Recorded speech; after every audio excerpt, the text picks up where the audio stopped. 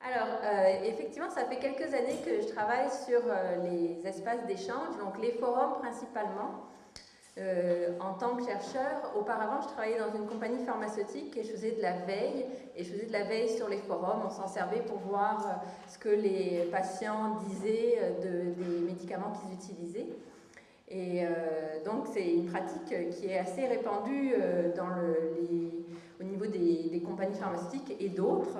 Et en recherche, on les a découvertes aussi depuis un certain temps. Les organisations aussi commencent à le regarder. Alors, j'ai regardé des forums sur les médicaments, sur d'autres thèmes aussi. J'ai commencé à regarder des blogs aussi, à analyser des blogs, notamment des blogs de soignants. Et là, maintenant, je commence à travailler sur des pages Facebook. Alors, ma présentation aujourd'hui, je vais l'organiser en fait en 4 thèmes. D'abord, ça va être pourquoi est-ce que c'est intéressant d'analyser ces espaces? Qu'est-ce que ça nous apporte, à nous qui nous intéressons aux thématiques sur la santé, à moi en tant que professionnel de santé, en quoi c'est intéressant d'aller regarder ce qui se passe là-dedans? Quels espaces analyser? Christophe Herbert l'a présenté tout à l'heure, il y a vraiment plusieurs types d'espaces. Alors, pourquoi un espace plutôt qu'un autre? Quelle est la différence en termes de contenu de ce qu'on va pouvoir y trouver?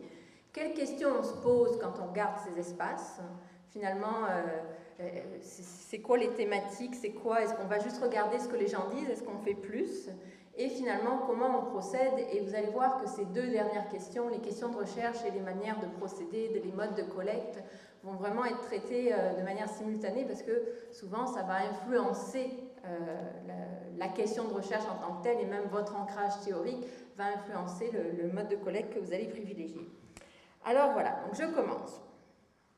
Pourquoi analyser ces espaces? On en a parlé déjà ce matin, donc je vais passer très très rapidement, mais on sait qu'on a 63% des Québécois qui recherchent l'information sur la santé, et là-dessus, d'ailleurs, je voudrais préciser par rapport à quand on parle des populations, c'est que les gens, ils ne sont pas tout le temps en train de rechercher de l'information sur la santé en ligne. Si on regarde ceux qui y vont souvent, on est plus autour du quart.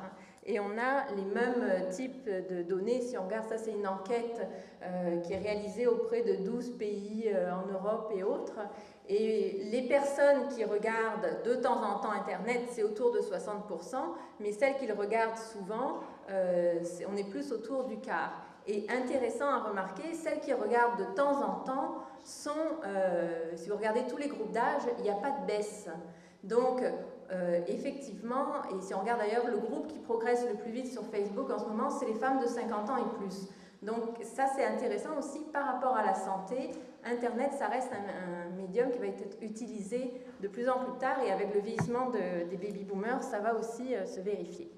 Ce qu'a dit Christophe aussi, c'est que la consultation, ça a un impact sur les attitudes à l'égard de la santé, ça peut en avoir sur les comportements, et surtout, ce qui est important, c'est que quand on parle des médias sociaux, on sait que de plus en plus de gens vont aller rechercher de l'information dans les médias sociaux. Autour de 40% des internautes qui recherchent l'information sur la santé vont passer par les médias sociaux, et là, si on regarde ce qu'ils font, ils lisent, ils vont aller lire des évaluations, ils vont aller lire les commentaires d'autres personnes qui vivent les mêmes problématiques. Mais par contre, en termes de contribution, est-ce qu'ils écrivent, est-ce qu'ils posent des questions, etc. Là, c'est beaucoup plus limité. Dans toutes les enquêtes, on est en dessous de 10%, quelles que soient les activités. Alors, ce qui est intéressant, c'est qu'il y a eu une dernière enquête du Health Research Institute. Et si vous voulez certaines des sources que j'évoque, vous n'aurez qu'à m'écrire, je vous les donnerai, qui montraient qu'il y avait une volonté plus importante de participation dans les médias sociaux, où ils avaient autour d'un quart des répondants qui avaient déjà publié des informations relatives à la santé, notamment chez les jeunes, donc 18-24 ans, et qui étaient aussi les personnes les plus susceptibles de faire confiance à une information qu'elles auraient trouvée sur les médias sociaux. Donc ça, c'est assez intéressant de voir que ça progresse. Et pourquoi ça progresse? Ça progresse notamment au travers des sites comme Facebook. Donc, c'est intéressant de regarder, de se pencher sur les espaces d'échange en ligne, parce que on voit, les gens vont y chercher de l'information sur la santé, d'une part. D'autre part, c'est une information qui ne vient pas de la santé publique, elle vient de quelqu'un à qui vous pouvez vous identifier, qui vit la même problématique que vous, donc déjà ça va avoir un impact. Troisième chose, c'est quelqu'un avec qui vous pouvez interagir, et on le sait, les médias vont avoir beaucoup plus d'impact si vous allez pouvoir discuter de l'information avec quelqu'un d'autre. Le fait qu'il y ait une discussion, qu'il y ait une interaction à ce niveau-là, ça va avoir plus d'impact sur les attitudes et sur les intentions comportementales. Donc c'est intéressant aussi à ce niveau-là. Autre chose, c'est que ça permet d'avoir accès à la parole des individus sur la santé, mais hors du cadre de la recherche. Donc ce n'est pas la construction du chercheur, vous n'êtes pas dans le cadre d'un questionnaire, vous allez avoir formaté, vous allez pouvoir avoir accès aux problématiques que vivent les gens sans avoir, il y a des cadres, ça on va en parler, mais ce n'est pas le cadre qu'impose la recherche. Donc ça devient particulièrement intéressant pour les chercheurs puisque ça leur donne accès aux problématiques de santé telles que les gens les vivent. Par ailleurs, c'est aussi les médias sociaux sont largement investis de plus en plus par les soignants qui sont de plus en plus présents dans l'espace public. Je ne sais pas si vous avez vu autour de la grève étudiante, les médecins qui sont positionnés pour essayer d'apaiser le conflit, d'amener le gouvernement à montrer plus d'ouverture, etc. Et ça fait depuis un certain temps, j'étais assez étonnée, on a fait une recension des blogs de soignants. Il y a beaucoup de soignants qui s'expriment par le biais des blogs. Il y a beaucoup de blogs d'infirmières. Donc c'est aussi une façon d'avoir accès à la façon dont ces soignants vivent leur expérience de pratique. Et ça a aussi des conséquences parce qu'on va avoir des soignants qui vont parler de leurs patients dans le cadre des médias sociaux. Donc il y a aussi des enjeux éthiques, déontologiques qui vont être intéressants à cerner.